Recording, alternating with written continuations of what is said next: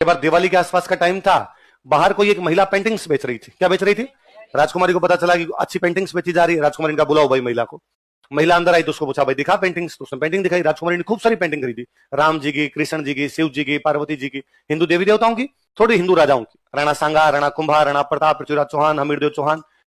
बूढ़ी महिला वो जो बेच रही थी उसको लगा रहे यार आज तो ठीक कमाई हो गई अपने। तो उसने कहा राजकुमारी जब इतनी पेंटिंग खरीदी है तो एक अच्छी पेंटिंग और बताऊं मैं तुम्हें।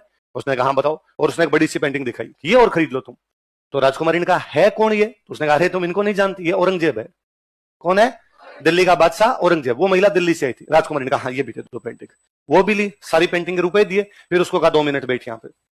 उस अपनी सहेलियों को बुलाया और अपनी सहेलियों को बुलाकर औरंगजेब वाली पेंटिंग पे जूते मारो। तो सबने जूते मारे तो औरंगजेब की पेंटिंग बेचारी चिंदी चिंदी हो गई, फट गई एकदम। अब उस बूढ़ी महिला को दी और का पैसे रख ले तेरे सारे, ये पेंटिंग भी वापस ले जा, और ले जाके औरंगजेब को कहना कि चारुमती ने फाड़ी।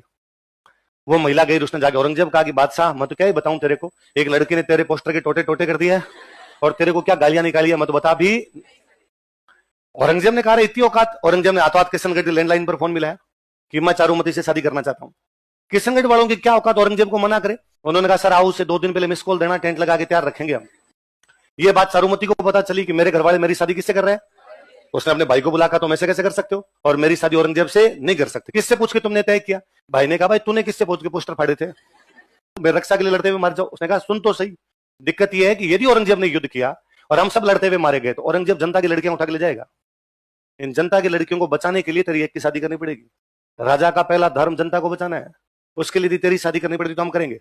एक दिन टीवी पर एड आ रहा था कि यदि किसी राजकुमारी की कोई भी दिक्कत हो तो टोल फ्री नंबर पर संपर्क करें।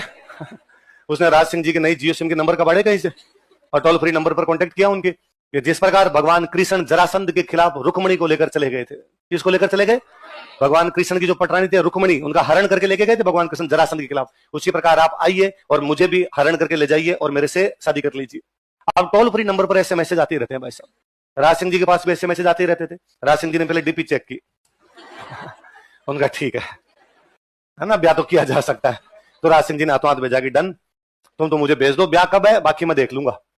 अब राज सिंह जी को पता चला यहाँ पे शादी करने के लिए कौन आने वाला था? औरंगजेब। औरंगजेब को मैसेज किया कि औरंगजेब वो तो किशनगढ़ ब्याह करने के लिए जाने वाला था, कैंसिल कर दे, या मैं करूंगा। औरंगजेब ने कहा ये क्या तरीका यार।